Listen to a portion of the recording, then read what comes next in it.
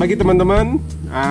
Selamat pagi. Ini adalah podcast pertama gue bareng Ibu Vince, Kak Vince lah ya, atau Nena. Kakak aja deh. Kakak ya. Jadi ini perdana kita bikin vlog dan kita akan cerita tentang bagaimana perjuangan Kak Vin ini menjadi seorang single mother atau single parent, terus kemudian bisa survive dan alhamdulillah sekarang ya bisa dikatakan senang, bahagia dan lain sebagainya. Amin. Lah. Ada kebanggaan untuk anak dan sebagainya.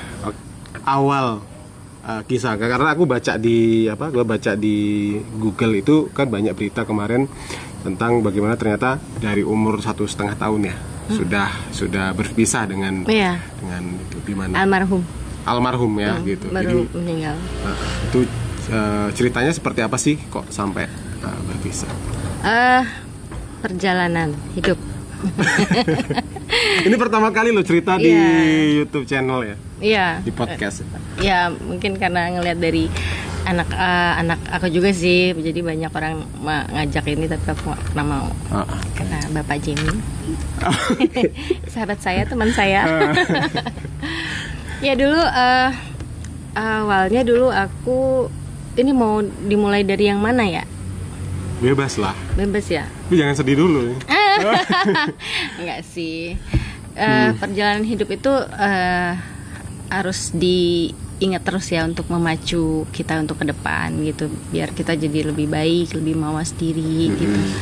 Dulu aku sendiri di saat usia 21 ya. Wih, 21 Iya, ya? 21. Mudah banget. Berarti nikahnya umur 20 ya. 20-an lah ya. 20-an ya. Oh, oke. Ya 19 kali ya kayaknya. 19 lah. Oke, kita berarti nikah muda lah. Nikah muda lah pokoknya intinya. Jadi waktu itu pas lagi di luar negeri di Australia, lagi sekolah, terus ketemu bapaknya. Someone. Karena orang tua aku tuh keras banget dulu didikannya. Nggak boleh pacaran, nggak boleh jalan-jalan keluar sama teman, nggak boleh nginep sama teman ke rumah teman gitu, nggak boleh. Jadi pas di Australia jadi tinggal sama mama sama papa dengan didikan yang sangat keras, hanya boleh kuliah dan kerja. Jadi di sana tuh saya kuliah sama kerja, ya kan, lulus SMA waktu itu. Karena di sana bergaul sama teman-teman yang emang bebas ya, bebas lah gitu. Jadi kadang-kadang kalau mau keluar gitu diajak jalan nggak bisa gitu. Udah ditetapkan pulang jam berapa, segini, terus langsung kerja, terus pulang ya. Sebagai anak muda yang kebetulan di luar negeri kan juga kepengen gitu loh kan, jalan-jalan sama temen atau apa gitu. Tapi itu bener-bener ketat banget. Abis itu backstreet lah sama orang tua. Terus suka bohong sama orang tua. Bohongnya tuh Siti Nurbaya lah ya kayaknya ya. Siti Nurbaya dijodohin. Dijodohin. Ini dipingit. Padahal tuh tinggal di luar negeri. Backstreet terus suka bohong, ketahuan karena di sana kan saya kerja ya part time, jadi kerja malam. Jadi suka bohongnya tuh bilang kerja ternyata pacar. Ini semua permasalahan anak muda di Indonesia gitu. Iya. Terus akhirnya ketahuan dikasih pilihan mau kuliah apa menikah. Karena lagi jiwa mudanya lagi ini ya, lagi falling in love. Falling in love. Terus milih nikah dong. Tanpa mikir panjang sebenarnya. Tanpa mikir panjang. Nikah udah gitu punya anak, ternyata nih yang namanya nikah muda, terus dengan tekanan kayak begitu, nggak berpikir panjang, jadi ya rumah tangga ya kayak begitu deh ya. Salah ya kalau cekcok sebenarnya nggak mas? Iya, udah ya gitu deh, udah cekcok tuh udah setiap hari. Akhirnya memutuskan untuk pisah. Terus saya pulang ke Jakarta. Terus udah pulang ke Jakarta, balik lagi ke sana gitu sama orang tua. Terus karena waktu itu saya ke sana kan pakai visa student ya awalnya kan. Terus pulang lagi ke Jakarta. terus kesana lagi bawa anak dengan visa turis, sembunyi-sembunyian sama ini apa di sana gitu kan, karena kan nggak punya izin tinggal kan waktu itu. Ya udah akhirnya memutuskan untuk pulang gitu. Pulang ke Indonesia. Nah, disitulah dimulai perjuangan hidup. Perjuangan yang berat banget. Ibu muda, single, satu anak. Orang tua di luar negeri, tinggal di sini. Jadi waktu itu kebetulan saya punya kakak juga tinggal di Bekasi. Jadi saya juga kuliah lagi di Jakarta, ambil sekretaris gitu ya, biar saya bisa bekerja. Karena waktu di Australia saya kuliah tuh karena nikah, saya jadi berhenti. Sempat 1,5 tahun kuliah di sana, nikah, berhenti. Karena kebanyakan kerja, ya kan, udah harus menghidupi diri sendiri gitu kan. Nah, udah gitu, ya berjalannya waktu, suka meninggalkan anak di rumah karena kan dia tahulah kerja di Jakarta, berangkat pagi banget setelah subuh, terus pulang bisa malam gitu kan, apa sih dengan kehidupan Jakarta gitu, bergelut dengan kehidupan Jakarta, dengan perekonomian yang pas-pasan banget. Tahun berapa itu? Itu 89.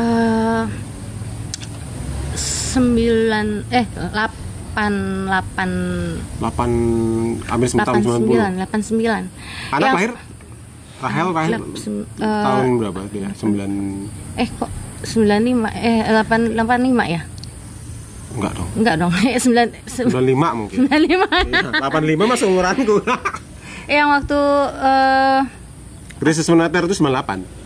Iya itu, yang lagi krisis demo yang besar-besaran itu pas baru datang banget. Sampai di Indonesia. Gitu. Nah, waktu di Jakarta itu berarti tinggal sendiri atau maksudnya Kak Vin tuh ya maksudnya hidup sendiri dengan anak gitu? Atau waktu itu awalnya sempat pulang ke Jakarta itu masih tinggal sama mertua kan, terus mantan suami itu tinggal di luar negeri, jadi kita kayak long distance gitu. Ternyata banyak hal-hal yang terjadi, akhirnya kan pisah. Nah, saya keluar dari rumah, terus anak saya yang paling besar itu masih sama omanya dari mantan mertua saya. Sekarang udah meninggal sih. Masih di inilah ya, masih tinggal. Iya, terus akhirnya saya keluar, ya udah jadi kayak sekali seminggu ketemu, terus berusaha untuk mendapatkannya dia lagi, mengurus perceraian segala macam sendiri. Terus akhirnya saya dapatkan hak asuh anak. Pada saat saya sendiri hak asuh anak saya dapatkan, nggak punya rumah sendiri, orang tua di luar negeri. Terus saya punya kakak perempuan yang tinggal di Bekasi, yang juga punya anak masih kecil-kecil gitu kan. Saya sempat nitipin anak saya ke kakak saya gitu kan. Tapi yang sedih banget tuh ya namanya anak-anak ya, nggak ada ibunya, suka ribut lah sama kakak-kakak sepupunya gitu-gitu. Kadang suka sedih, kadang kalau pas kesana tuh dia murung, nangis, pas ditelepon juga sedih. Dan waktu itu juga saya sempat perebutan anak, itu bener-bener struggle banget ya, karena saya belum punya, masih ngekos sambil kerja kan. Bayangin loh, pernah ngekos loh Kak Vin. Saya ngekos di Fatmawati. Kadang-kadang tuh karena perebutan anak ini bener-bener apa ya, kayak kadang-kadang suka diteror, nanti anak mau diculik apa segala macem gitu. Dan kan. Dan itu sempat down nggak pas masa pasti? Itu saya dalam keadaan sendiri banget, dan kebetulan emang kakak-kakak saya nggak ada ya. Mereka dengan urusan mereka sendiri, bener-bener pulih sendiri menghadapi itu semua. Karena perceraian saya itu setahun lebih prosesnya, karena kan dia di luar negeri kan. terus menunggu jadi bolak-balik. Saya tinggal di Fatmawati, saya datang ke pengadilan sendiri, semuanya sendiri, nggak ada yang nemenin ke sana. Tapi saya jalanin itu semuanya. Akhirnya hak asuh saya dapetin. Tetap belum selesai masalahnya. Suka misalnya saya lagi nitipin anak ke kakak saya, terus pihak dari suka ngerecokin. Kadang-kadang anak kamu mau diculik, mau diambil apa segala macam, jadi kayak diteror gitulah. Nah, akhirnya saya memutuskan pulang ke rumah orang tua saya di Bekasi. Ya udah, dari situ berangkat kerjaan di Sudirman, pernah yang di Cijantung. Itu pakai kereta, pakai bus. Kadang-kadang pulang kerja itu kalau hujan, saya ingat waktu itu saya kerja di Puri, di Grogol, di Puri sana. Pulang kerja jam 6, terus pas hujan nggak ada bus, sampai nunggu bus itu udah jam 10. Bayangin, pulang dari jam 6 baru dapat bus tuh jam 10 malam. Terus duduk, kan lagi penuh kan ya. Saya duduk tuh di tangga, kan pas naik bus itu ada tangga tuh. Saya duduk di tangga yang pertama, saking penuhnya.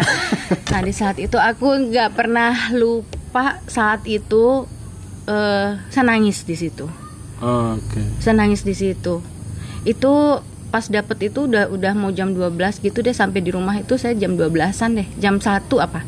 Kan macet banget kan sampai malam kan ya. Di situ nangis sepanjang perjalanan. Jadi kayak busnya berhenti, orang naik turun kan tangganya saya duduk di setengahnya sini nih. Itu ya ampun. Itu orang pasti di tengah, kan zaman dulu bus itu nggak kayak sekarang. Sekarang udah AC kan. Kalau dulu kan masih kayak itu bus yang kampung rambutan gitu kampung loh. Warna hijau-hijau itu. Iya. Hijau-hijau itu kan. Iya. Tadi kan udah setahun dapat hak asuh anak, terus kemudian masih direcokin lah dalam tanda kutip. Terus kemudian harus berjuang cari nafkah buat anak, ya kan, di umur berarti sekitar umur berapa itu, 20-an, tak rasa 20-an. Iya, gitu. 20-an. Pernah nggak sih Kak kayak udahlah, kayaknya ya maaf ya, mungkin banyak orang kalau dalam posisi hal kayak gitu tuh udahlah aku udah nyerah dengan keadaan gitu. Pernah nggak sih punya pikiran kayak gitu sebenarnya?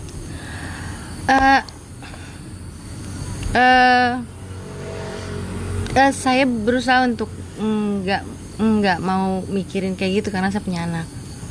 Oke. Ya, drop sering, sedih sering, karena posisi waktu itu saya 11 tahun sendiri. Posisinya orang tua saya lagi di luar negeri gitu loh. Dan saya benar-benar sendiri, dan saya sama kakak-kakak saya nggak ada yang dekat, jadi jauh. Berusaha untuk menjalani kehidupan yang sedang dijalankan walaupun berat ya, karena apa ya, kita tahu sendiri lah, bekerja di Jakarta gitu kan, jadi karyawan dengan fasilitas umum, dengan keuangan yang pas-pasan gitu kan. Sesekali ada bantuan dari orang tua aja, cuman orang tua aja support. Terus ya namanya apa ya, kelamnya itu berasa banget. Apalagi kadang-kadang di kantor juga kan nggak selalu enak ya, politik kantor, politik office lah.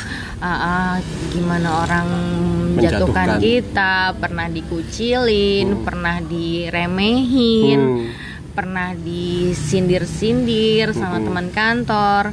Karena waktu itu saya berpikir gimana caranya saya untuk selain dapat uang dari gaji, saya berusaha untuk gimana caranya ya untuk dapetin uang. Ya udah, saya coba belajar online shop waktu itu. Tahun berapa tuh online shop main? BB. Oh, pakai BB. BB itu 2000-an. Iya. 2000-an. Oke. Terus jual-jualan baju gitu kan. Kayak ada teman jualan baju, karena sering beli sini gue jualin gitu kan. Ya kita harus mikir dong gimana mau ganti-ganti baju ke kantor kan.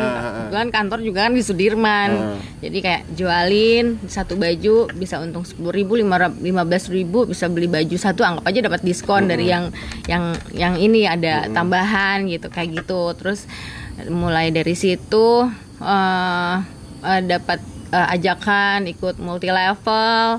MLM produk. Pernah MLM loh, bayangin. Jangan salah loh.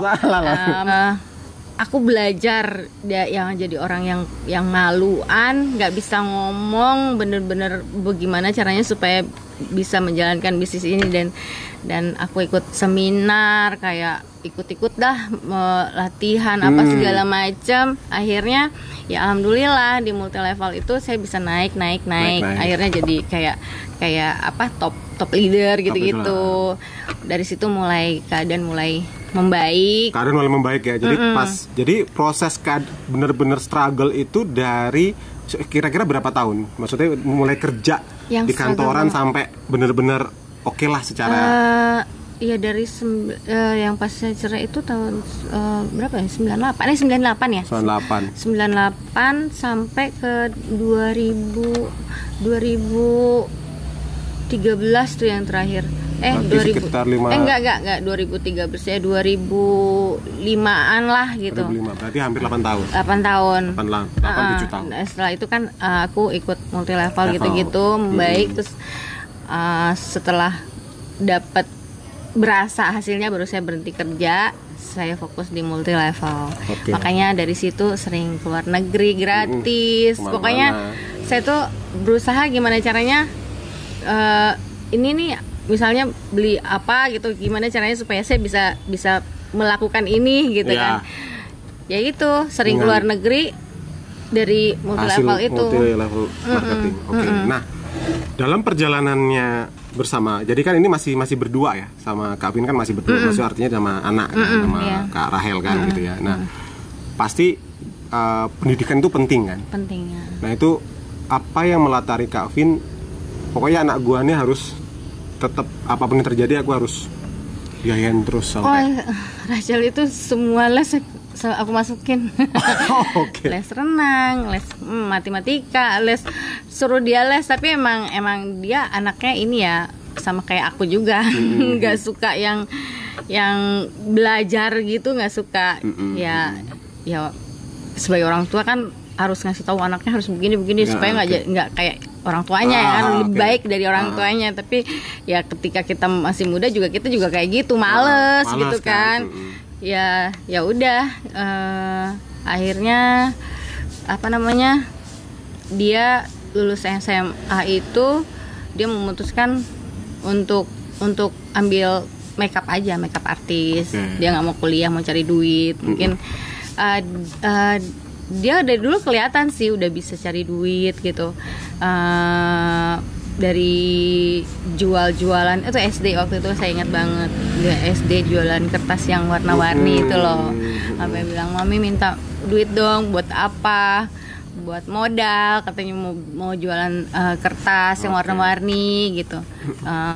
Jadi memang dari kondisi dari Kak Vin muda dan mungkin Rahel juga melihat seperti itu, akhirnya ada ini ya, maksudnya dia juga berjuang juga dan akhirnya juga sukses kan. Iya, amin. Oke, sekarang kita balik lagi. Nah, ini kan banyak anak pasangan-pasangan muda di Indonesia yang memang kawin muda, terus kemudian mereka cerai dan single parent, dan mereka itu mungkin banyak yang nggak bisa ngelewatin hal seperti ini seperti Kak Vin.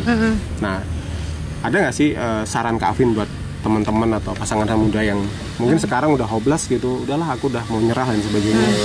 Apakah mau mempertahankan pernikahan atau harus cerai nih gitu? Menurut Kak Vin tuh gimana?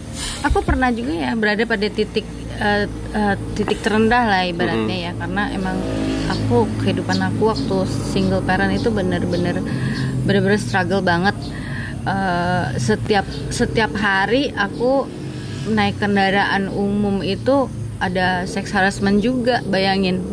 Saya pernah naik kereta juga kan, waktu itu masih komuter ekonomi.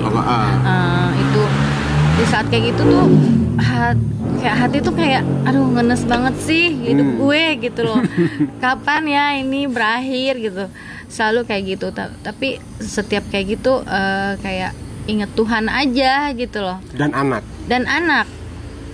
Kalau misalnya aku waktu itu muda banget, sangat muda, dan banyak pengaruh dari teman-teman yang ngajak jalan apa segala macam.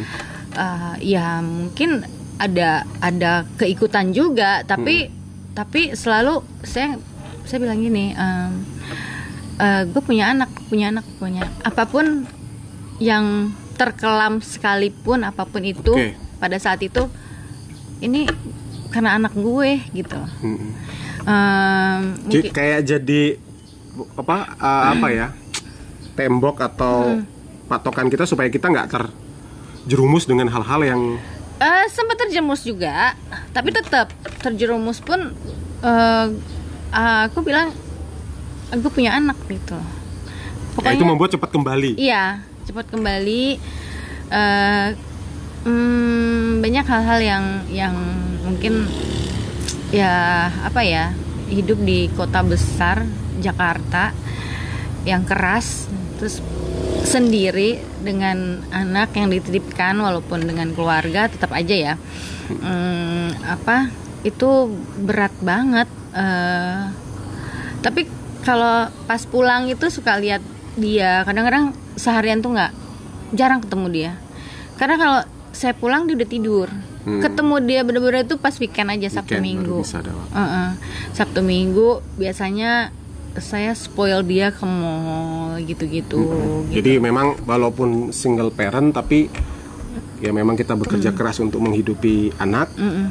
Kadang waktu kesita, tapi yang paling penting adalah harus menyediakan waktu untuk tetap buat anak ya. Memang buat anak, jangan sampai kabur. Karena banyak orang yang udah anaknya dititipin aja ke orang tua, terus dia pergi kemana kan, nggak mau peduli lagi kan. Ya alhamdulillah saya nggak kayak gitu sih. Segimanapun buat saya anak itu ya, seburuk-buruknya anak, dia itu adalah darah daging kita. Dia bersikap kayak gimana pun, kita akan tetap sayang sama dia gitu loh. Nah, menarik sekali. Nah, setelah udah proses ini melewati semuanya kan, itu masih single. Akhirnya kan ada pilihan untuk menikah kembali. Nah, ini gimana caranya? Pasti kan kalau orang single parent itu ada yang bohong ketika dia mau menikah atau dengan pendekatan dengan orang lain. Dia akan bohong bahwa aku nggak punya anak loh, padahal dia punya bontot kan, gitu, buntut. Nanti baru dia ketahuan, ternyata. Ya. Nah, waktu kawin dulu apakah memang ya udah ini loh aku keadaanku seperti ini, kamu mau nerima dan sebagainya. Ada cerita-cerita nggak kayak gitu? Aku nggak pernah bohong dengan siapa aku berkenalan, tapi aku bohong nggak punya anak tuh ketika aku melamar pekerjaan. Ya. Waktu aku melamar pekerjaan di satu perusahaan asing, aku bilang aku single. Itu sampai bertahun-tahun, karena kebetulan saya kerja di 10 tahun di perusahaan itu. Saya kasih tahu sama anak saya, sering ngajak dia, tapi aku bilang jangan panggil mami ya gitu. Tapi cuman di lingkungan kerja aja gitu loh. Kalau yang lain-lain aku selalu bilang ini anakku, karena aku masih muda. Kadang-kadang kalau lagi jalan sama dia, dikirain ini tantenya, enggak ini anak aku gitu. Ya sebenarnya bukan bohong tidak mengakui tidak, tapi kali demi untuk pekerjaan. Nah, dengan pekerjaan itu kita dapat income dan bisa menghidupi anak. Iya benar, apalagi ini kan perusahaan asing ya, gitu kan. Kalau sama temen atau dengan ibaratnya mau PDKT sama orang, cowok, saya selalu bilang gue punya anak. Tapi pernah nggak? Ya sebelum ketemu yang sekarang nih, Om ganteng sekarang, ada guys ketika udahlah, akhirnya aku nggak mau nerima karena kamu punya. Ada gitu ya. Kalau nggak mau ya udah gitu. Karena yang penting emang anak sih. Karena satu, saya udah nggak punya waktu buat dia gitu kan. Karena berangkat pagi pulang malam gitu kan. Waktu cuman weekend. Kadang-kadang weekend juga ada keperluan yang lain. Jadi terus saya nggak mau gitu loh. Orang tuh nggak mau nerima anak saya. Ya udah. Ini yang paling penting. Kadang orang ada juga kalau di berita mau nerima, ada kemarin ada curhat juga mau nerima ibunya tapi anaknya nggak mau nerima kan gitu loh. Iya, nggak mau. Jangan kan, berarti kalau ada posisi seperti itu mendingan tinggalin aja, karena gimana pun anak adalah tetap anak. Tapi kalau misalnya kayak pasangan, even bahkan suami pun bisa jadi orang lain nantinya. Betul. Iya kan? Anak tetap anak. Apalagi suami, orang yang belum tentu jadi suami kita. Suami tetap jadi orang lain tuh. Iya, bisa jadi. Bener dong. Oke. Iya. Terus pada akhirnya ketemu seseorang, someone yang memang oke, aku terima kamu apa adanya dan sebagainya. Ini gimana? Itu kebetulan itu kisahnya apa ya? Temen nongkrong sih kalau yang sama ya, suami sekarang ini. Temen nongkrong udah setahun nggak pernah tukeran handphone atau apa, tiba-tiba jebret ngobrol ada pada depan. Terus teleponan sampai pagi. Terus kayak bikin dealing gitu, oke, lu maunya apa, rencananya apa gitu. Iya, udah nggak mau pacaran lagi, mau serius gitu kan. Ya udah, aku juga, ya udah kita cobain yuk. 3 bulan gak berjalan kita selesai ya. Ya alhamdulillah ya kan. 3 bulan ya. Ya 3 bulan kita nggak jalan, kita selesai. Tapi karena memang niatnya waktu itu ya udah capek ya bermain-main dengan pasangan yang nggak jelas. Ya pas ketemu yang ini aku bilang, gue udah capek, udah nggak mau main-main lagi, anak gue udah semakin gede gitu kan, udah gadis dia juga kan, aku juga mau bertambahnya usia. Udah waktu itu pas umur 3 udah 33 ya, udah 33 baru nikah lagi. Iya. 10 tahun berarti single parent. 11 tahun. 11 tahun. Ya untuk teman-teman yang mungkin baru 3 tahun masih berjuang, bisa dicontoh lah ceritanya. Dan 11 tahun itu berdoa untuk dikasih jodoh yang tanggung jawab gitu. Mintanya sih pokoknya tanggung jawab, sayang sama anak, punya pekerjaan tetap gitu. Nggak minta yang kaya, ya dapatlah itu. Jadi doamu, permintaanmu sesuai dengan doamu. Okay. Pernah nggak sih waktu mau mulai pernikahan yang baru itu ada rasa trauma gitu, nanti gue gagal lagi nih gitu? Ada sih, ada ya? Ada lah pasti. Gimana cara mengalahkan rasa trauma itu? Karena banyak juga yang trauma loh. Apalagi kalau disakitin, ceritanya disakitin dan sebagainya ya gitu. Sebenarnya terus terang dengan pernikahan yang ini pun karena kita bukan pacaran sih itu sebenarnya, karena kita tuh udah berteman selama setahun, temen nongkrong gitu loh, karena sama-sama single ya, maksudnya hampir kita bertemu tuh seminggu tuh pasti ketemu tapi rame-rame. Dan pada saat itu saya juga punya pasangan dan dia juga dia nggak tahu. Selama saya kenal dia nggak pernah ada deket saya, tapi katanya sih ada. Mau ya Om Heru ya, hari ini nyeritain Om Heru, mohon maaf banget nih. Terus ya udah, terus pas lagi ngobrol gitu, waktu itu sih sebenarnya saya lagi ada pasangan sih, sampai saya bilang ntar ya tunggu 1 minggu saya putusin. Karena udah yakin sama yang ini gitu. Iya nggak tahu, berjalan aja, karena saya pikir nothing tulus lah, orang nggak ada yang jelas gitu kan. Udah lama ini aja lah. Kalau pas dealing itu terjadi, ya udah besoknya saya putusin yang itu. Akhirnya menikah lah dengan sebulan dari omongan itu, sebulan kita menikah. Cepet banget. Karena kebetulan waktu itu papa saya lagi ada di sini ya, lagi di Jakarta. Saya bilang ada bokap gitu, karena bokap nggak pernah menyetujui pacaran. Mau ketemu nggak? Dia bilang ya udah mau. Bener, pas ketemu itu langsung disuruh cepet nikah. Jadi dari obrolan yang dealing-dealingan itu 1 bulan itu kita nikah. Sampai sekarang akhirnya dikaruniai 1 orang putri lagi. Ya. Sekarang udah jadi usia perkawinan sekarang udah 10. Sekarang udah enggak dong kalau anaknya, kalau 10. Ini sekarang Belva berapa sekarang?